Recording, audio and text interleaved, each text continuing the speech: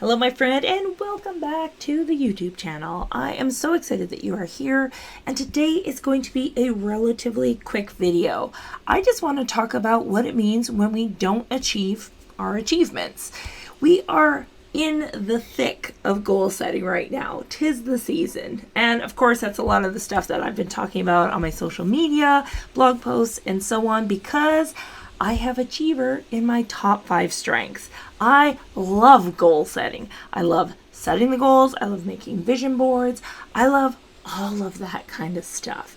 And so this is my time. But what happens when we don't make our goals? What happens when we don't achieve? Let me tell you a story about when I was in grade 10.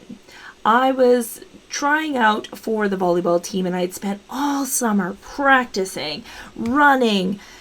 I even convinced my sister to help me practice by letting me hit volleyballs at her, which maybe that wasn't so much about volleyball, but anyways, I digress.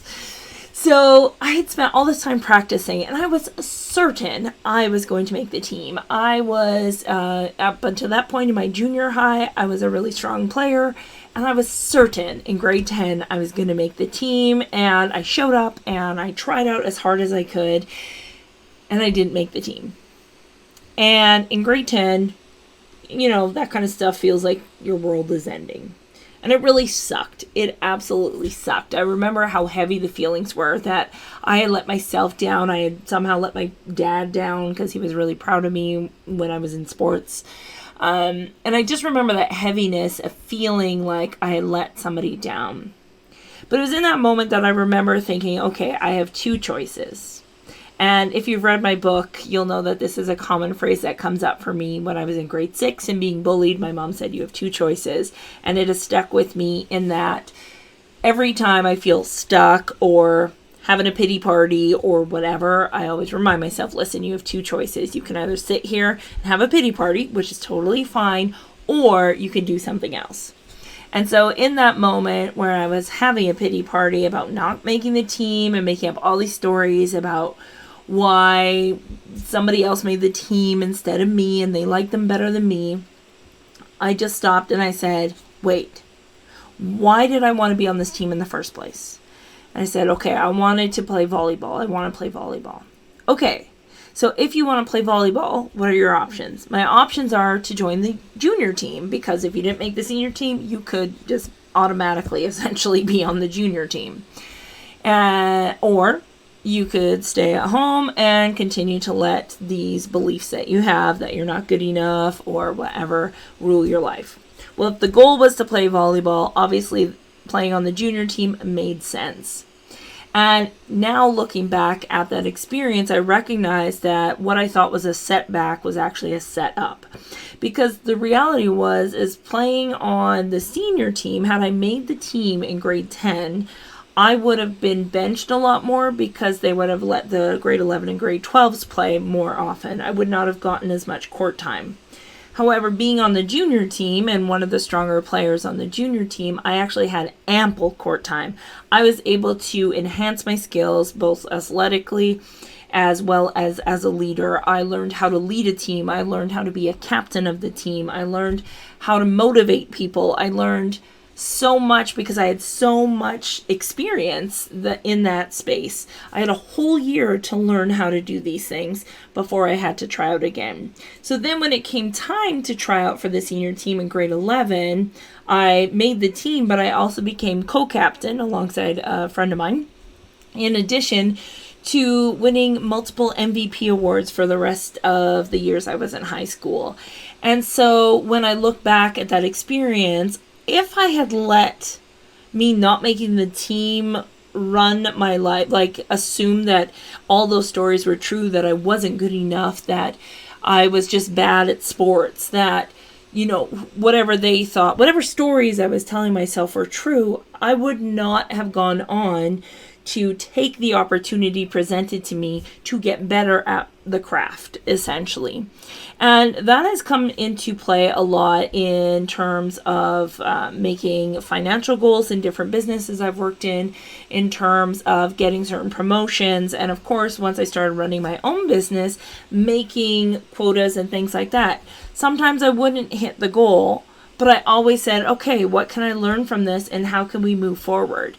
Instead of getting stuck and letting that perceived failure get me down and rule my mindset and reinforce beliefs that were not helping me be a better business person, I would not have been as successful as I was. Instead, what I do is I say, okay, this sucks. I didn't make my monetary goal, or this sucks. I didn't get as many clients as I wanted to, or whatever the goal was. I didn't get that speaking engagement, or I didn't get that thing that I applied for, or the award. Somebody else won the award instead of me. I could have let that reinforce beliefs that were deep-seated. Things about me not being good enough. I'm not as good as somebody else. I'm in competition with other people. All these stories we tend to tell ourselves. I could have used it as a scapegoat for that, but I didn't. I would say, okay, I recognize that sucks that happened. What am I going to learn from this, and how am I going to move forward? What can I do differently to get a different outcome? And then it became kind of a game. Instead of focusing necessarily on the outcome, I would still set outcome goals. I would say I want to do XYZ or achieve XYZ. If I didn't get there, I would say, okay, what can I do differently to get a bit closer? What can I do differently to get a little bit closer? And so it became a fun challenge, instead of something that would weigh me down and reinforce things that were not mine to begin with. And so I want to encourage you, as we are in the height of goal setting and goal going right now, you're probably like, yeah, I'm doing it. I'm showing up daily and I'm doing the thing. Amazing. But at some point you may have a moment where you do not achieve said goal, or you get close but you don't hit the mark, or you apply for the thing and it doesn't happen. Listen, I need you to hear me when I say do not let that reinforce negative beliefs about yourself, because that is not going to help you move forward. That is going to keep you stuck in the mindset of somebody else. It's not even your thought to begin with. When you were born, you were not thinking, oh yeah, I'm not enough. I'm not good enough. You didn't come out of the womb thinking those things. Somebody made you think that, which means that wasn't your thought to begin with.